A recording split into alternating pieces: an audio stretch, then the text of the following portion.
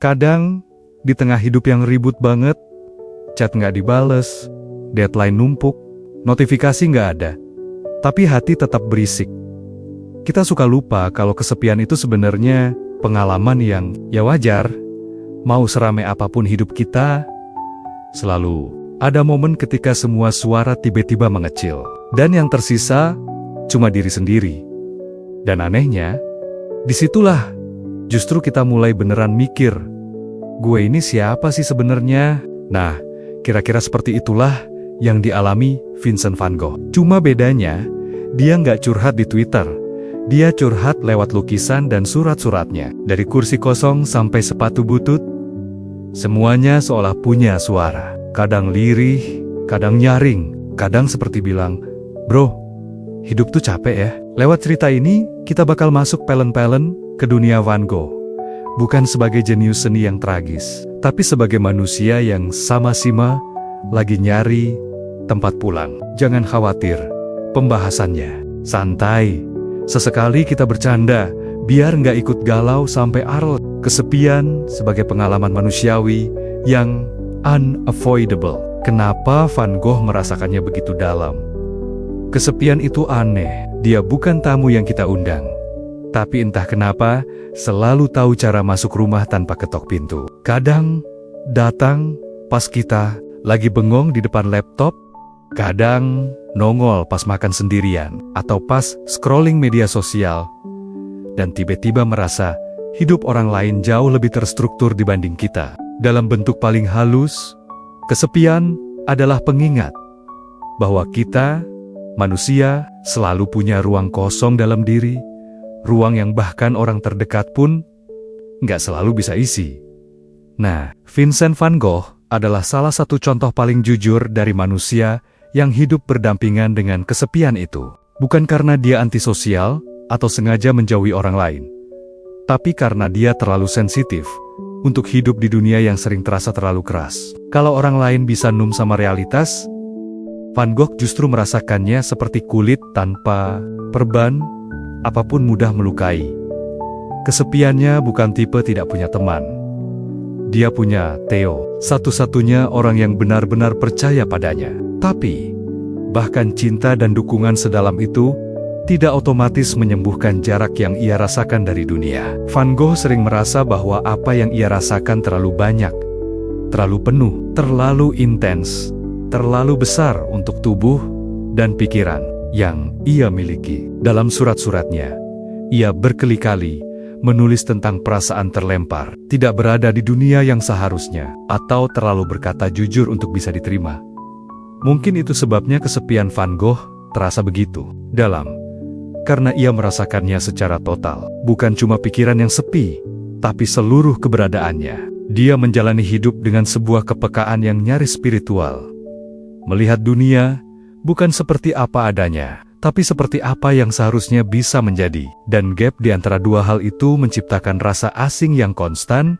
Kesepian juga muncul dari caranya mencintai dunia. Ironis, ya, orang yang bisa melihat keindahan dalam bunga matahari, langit malam, dan ladang gandum, ternyata justru merasa sendirian dalam kepekaannya. Seakan-akan dia berada di frekuensi yang cuma dia sendiri bisa dengar. Kalau di era sekarang, mungkin dia tipe orang yang bikin tweet puitis jam 2 pagi yang cuma di-like 3 orang, lah padahal isinya udah kayak siap masuk buku sastra kontemporer. Selain itu, Van Gogh adalah manusia yang ingin dekat dengan orang lain, tapi merasa tidak pernah benar-benar cocok. Interaksinya sering intens, tulus, tapi juga melelahkan bagi dirinya sendiri. Dalam banyak momen, ia lebih mudah berkomunikasi dengan objek, kursi, sepatu, kamar kosong, matahari terik, daripada dengan manusia. Karena objek tidak menilai, objek cukup diam, dan diam itulah yang memberi ruang untuk menumpahkan emosi. Kesepiannya juga punya dimensi eksistensial. Ia bukan hanya merasa sendirian secara sosial, tapi merasa berada di dunia dengan misi yang tidak pernah benar-benar jelas. Melukis baginya bukan hobi atau profesi. Itu kebutuhan batin. Seperti cara tubuh butuh oksigen, jiwanya butuh warna. dan ketika seni tidak berhasil membuatnya dipahami, kesepian itu jadi berkali lipat. Pada akhirnya, kesepian Van Gogh bukan tragedi personal saja. Itu adalah potret universal manusia modern yang mencari tempat, mencari makna, dan sering merasa tidak sinkron dengan dunia. Van Gogh merasakannya lebih dalam bukan karena ia lemah, tetapi karena ia hidup dengan sensitivitas radikal. Sebuah keberanian untuk merasakan dunia tanpa filter, dan mungkin lewat dirinya, kita belajar satu hal, bahwa kesepian tidak selalu berarti kehilangan. Kadang, ia adalah ruang sunyi tempat identitas, kreativitas, dan makna perlahan muncul ke permukaan. Analisis simbolik kursi Van Gogh dan kursi Gauguin, konflik, karakter dan jarak yang tak tersatukan. Ada hal lucu, tapi juga tragis, dari dua lukisan yang tampak sederhana. Kursi Van Gogh dan kursi Gauguin. Kalau dilihat sekilas, kayaknya cuma furnitur biasa yang lagi difoto buat katalog marketplace. Tapi, kalau kita gali dalam, dua kursi itu sebenarnya lebih mirip catatan harian visual tentang dua manusia yang berusaha saling memahami, tapi gagal total. Kayak dua orang yang janjian bikin podcast bareng tapi justru ribut duluan sebelum rekaman pertama. Mari kita mulai dari kursi Van Gogh.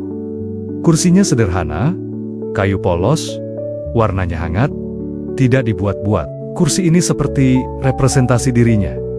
Jujur, apa adanya, kadang canggung, tapi tulus. Di atas kursi itu ada pipa dan tembakau. Simbol kebiasaan kecil yang membuatnya merasa utuh.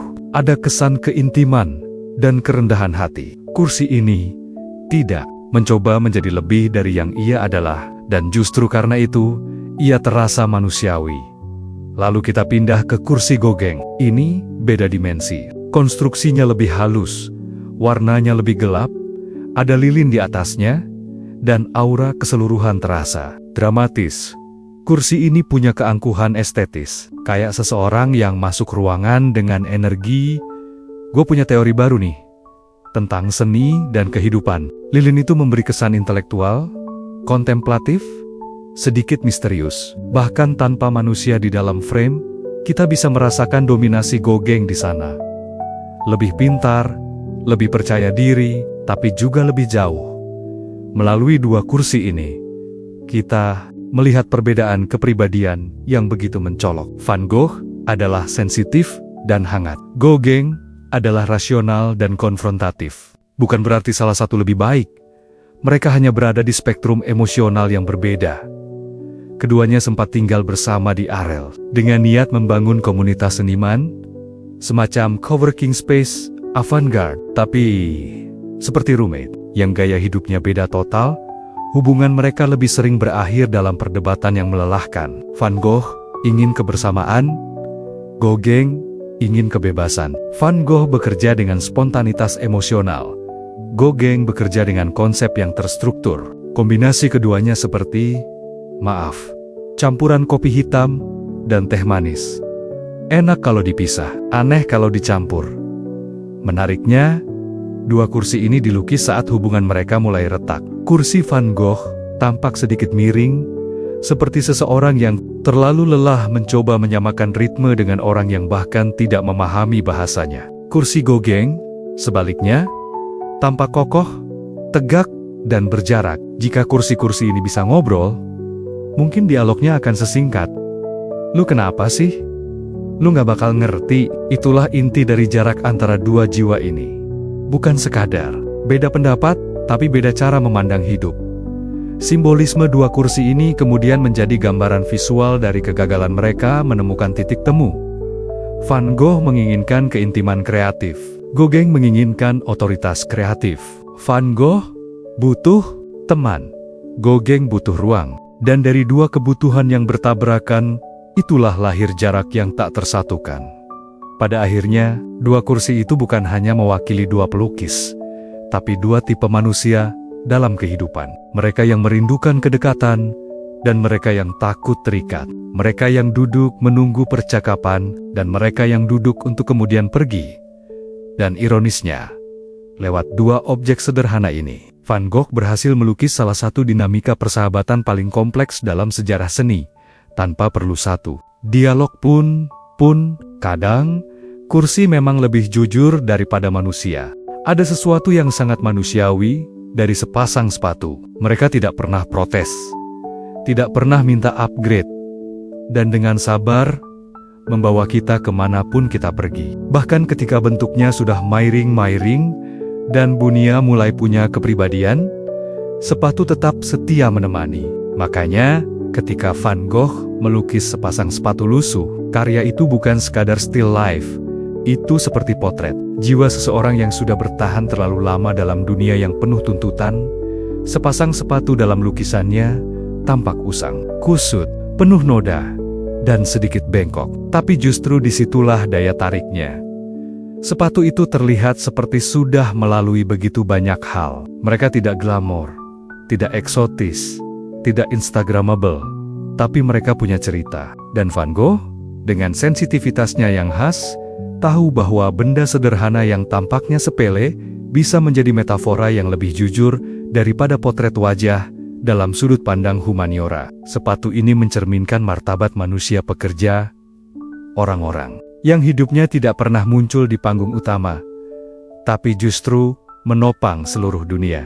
Mereka yang bangun pagi, pulang malam, berjuang tanpa sorotan. Sepatu ini seperti berkata, beginilah hidup, berjalan terus, meskipun capek. Jika kita tarik ke konteks pribadi Van Gogh, sepatu itu mencerminkan perjalanan panjang seorang individu yang kadang merasa tidak punya tempat. Ia pernah bekerja sebagai misionaris di daerah tambang, hidup miskin bersama para buruh, dan berjalan jauh setiap hari. Sepatu yang lusuh bukan hanya objek yang ia temukan, itu simbol pengalaman yang melekat pada tubuhnya sendiri.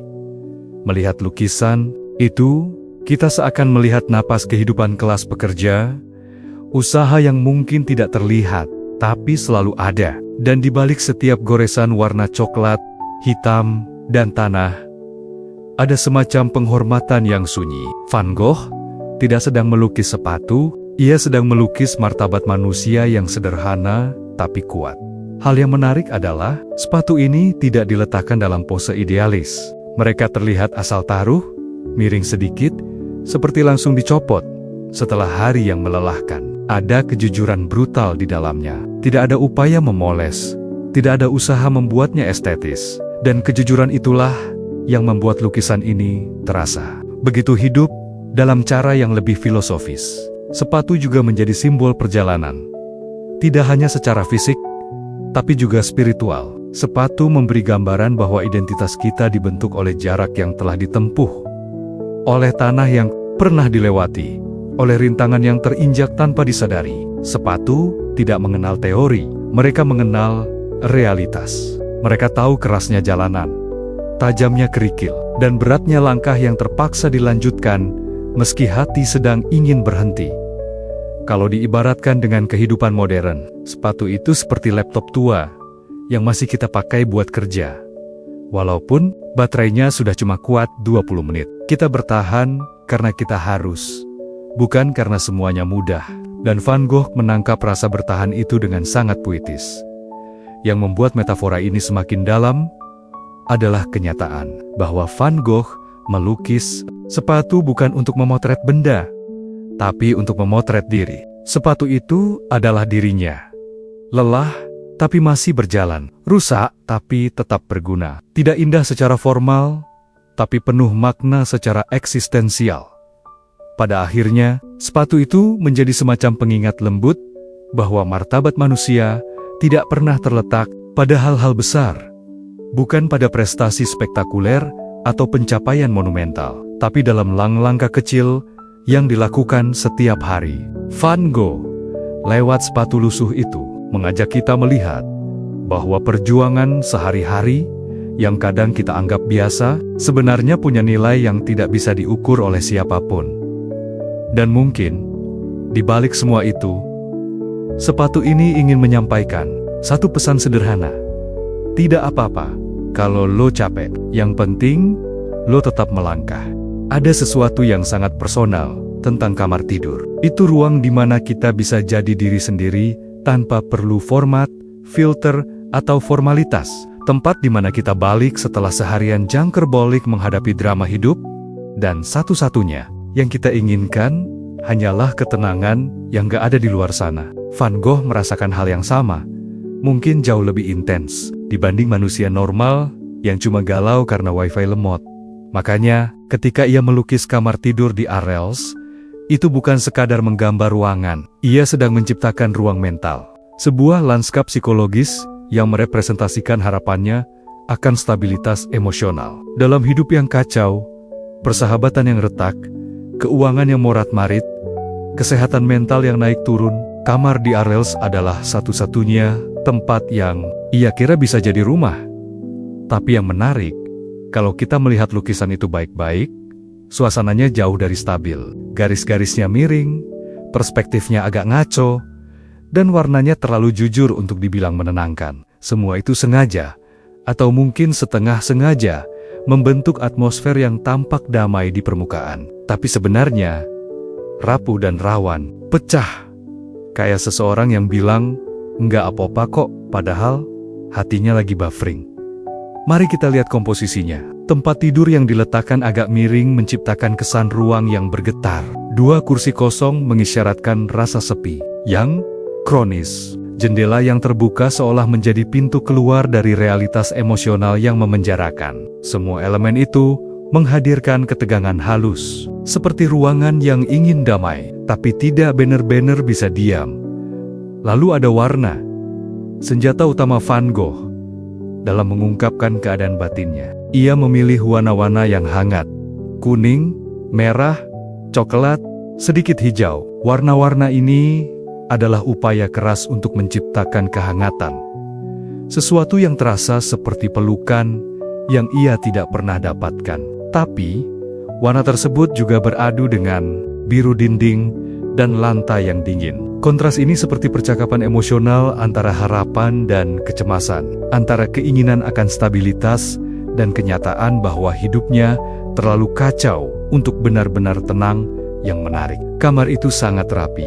Objeknya ditata dengan presisi, seperti seseorang yang ingin menyusun hidupnya sendiri. Tapi keteraturan itu justru terasa dibuat-buat. Kayak orang yang merapikan kamar jam 2 pagi karena lagi overthinking. Ada upaya keras untuk menciptakan ketertiban. Tapi kita tahu, ada badai di baliknya. Dalam banyak suratnya, Van Gogh menjelaskan bahwa ia ingin kamar ini terasa seperti tempat yang menenangkan, seperti tidur tanpa mimpi buruk. Ironisnya, lukisannya justru menunjukkan sebaliknya. Kamar itu tampak seperti ruang di mana mimpi buruk disimpan dengan sangat hati-hati. Kalau kita tarik ke kehidupan modern, kamar ini mirip dengan kamar seseorang yang mencoba healing, tapi masih kebanjiran notifikasi, tugas, dan ekspektasi. Ruang yang ingin damai, tapi tidak bisa mematikan suara-suara internal yang tidak pernah diam. Dan di sini, Van Gogh tampak sangat manusiawi. Ia bukan jenius seni yang misterius. Ia seperti kita semua, berusaha menciptakan ruang aman dalam hidup yang tidak selalu memberi kesempatan untuk itu. Pada akhirnya, kamar tidur di Arles bukan sekadar ruangan. Itu adalah representasi dari diri Van Gogh yang sedang mencari keseimbangan. Tempat tidur, kursi, dinding, jendela, semua bukan sekadar objek, tapi simbol dari upaya memahami dunia batinnya sendiri. Dan ketika kita melihat lukisan ini hari ini, ada sesuatu yang sangat dekat dengan kehidupan kita. Keinginan sederhana untuk punya satu ruang kecil di dunia yang bisa menenangkan badai di kepala. Sayangnya, bagi Van Gogh, ruangan itu hanya menjadi janji, bukan kenyataan. Tapi, justru dari ketidaksempurnaan itulah lukisan itu menjadi jujur. Dan pada akhirnya, sangat manusiawi. Berada di era serba digital seperti sekarang, kita mungkin merasa jauh sekali dari dunia Van Gogh yang penuh aroma terpentin dan kanvas usang. Tapi, kalau diperhatikan lebih teliti, banyak sekali jejak emosional dan visual dari lukisannya yang ternyata masih relevan dengan ruang modern yang kita tempati setiap hari. Kamar kos yang sempit tapi penuh makna. Meja kerja yang jadi saksi bisu begadang panjang. Bahkan cahaya layar laptop yang menyala sendirian di tengah malam. Semua itu bisa dibaca sebagai ruang-ruang eksistensial yang secara tak sadar menggemakan suasana batin dalam karya-karya Van Gogh.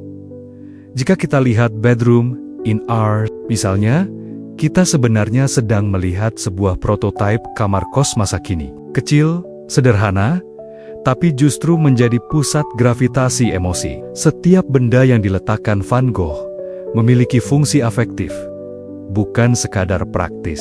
Kursi yang sedikit miring, tempat tidur yang dirapatkan ke sudut, dinding berwarna biru pucat, semuanya bekerja sebagai simbol bahwa ruang pribadi adalah arena pencarian ketenangan. Sekarang bayangkan, kamar kos modern. Dinding polos dengan poster acak, gantungan baju yang terlalu penuh, kasur tipis yang jadi tempat tidur sekaligus tempat merenung. Kita mungkin tidak memakai kuas dan minyak, tetapi struktur emosinya sama. Ruang kecil itu menjadi benteng psikologis dari dunia luar yang riuh, lalu ada cafe, teras OTT night. Jika dipindahkan ke konteks kekinian, lukisan itu sangat terasa seperti suasana lembur di meja kerja malam hari, ketika cahaya lampu, meja atau lampu laptop menjadi satu-satunya sumber kehangatan di tengah gelapnya sekeliling. Van Gogh selalu menggunakan cahaya bukan hanya sebagai elemen visual, tetapi juga sebagai metafor keterhubungan manusia dan pikirannya, manusia dan kegelisahannya. Meja kerja kita di malam hari pun melakukan hal yang sama. Entah itu berantakan atau minimalis, ruang itu mengungkap pola pikir kita. Fokus, cemas, produktif, atau justru kacau. Cahaya layar laptop yang sering dianggap dingin pun sebenarnya memainkan peran seperti cahaya kuning khas Van Gogh, menciptakan ilusi keintiman, semacam oasis kecil bagi pikiran yang lelah. Ruang modern juga memiliki versi lain dari Starry Night. Bukan langit berbintang, tapi layar yang memancarkan taburan ikon aplikasi, notifikasi, dan tap-tap yang menunggu untuk dibuka. Disinilah hubungan paling kontemporer muncul ketika Van Gogh menggunakan langit malam sebagai proyeksi. Dunia batinnya, kita memakai layar laptop untuk memproyeksikan kecemasan, ambisi, atau kebutuhan akan pelarian. Layar itu adalah kanvas digital, tempat pikiran berseliweran tanpa jeda. Sama seperti garis-garis berputar di Starry Night yang menunjukkan gejolak emosional sang pelukis dengan menghubungkan ruang-ruang modern ini dengan lukisan-lukisan Van Gogh. Kita sebenarnya sedang mengakui bahwa kebutuhan manusia tak banyak berubah. Tempat untuk merasa aman, tempat untuk berpikir, dan tempat untuk menghadapi diri sendiri. Baik itu kamar kos yang pengap, atau studio kecil di Arles, meja kerja jam 2 pagi, atau kafe bermandikan cahaya. Bahkan layar laptop yang menyala tanpa suara, semuanya adalah lanskap psikologis, di mana kita, seperti Van Gogh, terus berusaha menata kekacauan batin menjadi sesuatu yang bisa dimengerti. Dan disitulah keajaibannya. Meski jarak waktu ratusan tahun, kita tetap bisa menemukan diri kita sendiri di dalam ruang-ruang yang dulu pernah disentuh oleh kuas seorang seniman yang mencari ketenangan dalam dunia yang terlalu bising. Ada satu hal menarik yang sering luput ketika kita membahas karya-karya Van Gogh. Betapa ia bisa membuat benda-benda paling biasa terasa seperti punya jiwa. Kursi, sepatu, vas bunga, bahkan gelas air. Semuanya diperlakukan bukan sebagai objek statis, tapi sebagai cermin dari batin manusia. Disinilah muncul dimensi eksistensial yang diam-diam sangat filosofis, bahwa benda sehari-hari sebenarnya menyimpan cerita, luka, bahkan harapan kita. Kita hanya perlu memperhatikan lebih pelan. Ambil contoh, A Pair of Shoes. Di tangan Van Gogh, sepasang sepatu kumal bukan lagi sekadar alat berjalan. Ia berubah menjadi metafora perjalanan hidup, jebakan rutinitas, kelelahan, dan tekad yang tetap menyala meski dunia terasa berat. Sepatu itu seperti menatap balik ke kita dan berkata, "Beginilah bentukmu setelah melewati hari-hari panjang." Dan anehnya, kita paham, karena kita pun punya benda-benda yang menua bersama tubuh dan pikiran kita, tas sobek yang terus dipakai, cangkir kopi penuh kenangan lembur, atau headphone yang kabelnya sudah kusut tapi tetap setia menemani. Dalam bedroom, in art, benda-benda sederhana seperti kursi kayu, meja kecil, dan tempat tidur bukan sekadar perabot, tetapi representasi kondisi emosi Van Gogh yang rapuh. Kursi yang sedikit menjauh dari ranjang, seolah menunjukkan jarak dirinya dengan ketenangan. Warna, dinding yang lembut, khas biru pucat, yang menenangkan namun sedikit melankolis, memantulkan suasana hati yang berharap stabilitas, tetapi terperangkap dalam kegelisahan. Objek-objek ini bekerja seperti simbol-simbol kecil dari pencarian makna. Sebuah rumination visual yang tidak pernah benar-benar selesai. Kalau dipikir-pikir, di kehidupan sehari-hari kita pun punya benda-benda yang memainkan peran serupa. Meja belajar yang penuh kertas bukan cuma tanda ketidakteraturan, tetapi rekaman dari pikiran kita yang sedang berlarian. Laptop dengan stiker-stiker, pilih suka sebenarnya adalah pernyataan identitas yang jarang kita ucapkan. Bahkan tumpukan pakaian di kursi kamar adalah semacam dokumentasi emosional. Hari-hari ketika kita terlalu letih untuk merapikan hidup. Secara harfiah maupun metaforis, filosofi eksistensial bekerja di sini. Manusia menemukan dirinya melalui objek kecil. Kita menyematkan makna pada benda, bukan karena barang itu penting, tetapi karena kita butuh cara untuk memahami diri sendiri. Van Gogh mengerti ini dengan sangat intuitif. Dengan kuas dan warna, ia memberi kita cara melihat bahwa kehidupan tidak hanya terbentuk dari peristiwa besar, tapi juga dari benda-benda sunyi yang kita sentuh setiap hari. Dan mungkin justru di situlah letak keintimannya, bahwa benda sederhana dapat memantulkan kondisi batin lebih jujur daripada kata-kata. Benda tidak berbohong, mereka menua, rusak, atau berubah bentuk mengikuti ritme hidup kita. Melalui lukisan-lukisan Van Gogh, kita diajak memahami bahwa yang tampak sepele seringkali justru menyimpan jejak eksistensial paling dalam. Sebuah pengingat bahwa makna tidak selalu terletak pada hal-hal megah, tetapi sering bersembunyi di antara kursi kayu, sepatu lusuh, dan piring kosong, objek kecil yang menjadi saksi bisu siapa kita ketika tidak ada orang lain yang melihat.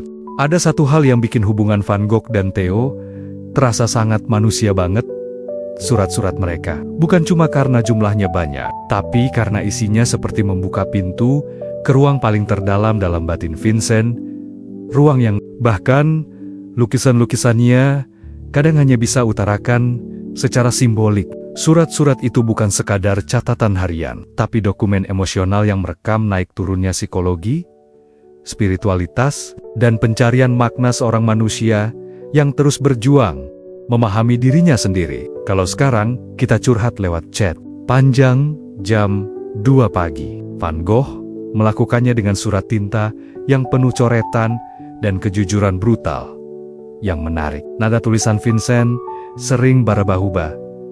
Kadang penuh optimisme, gue bisa kok. Kadang depresif, sampai rasanya seperti mau pecah.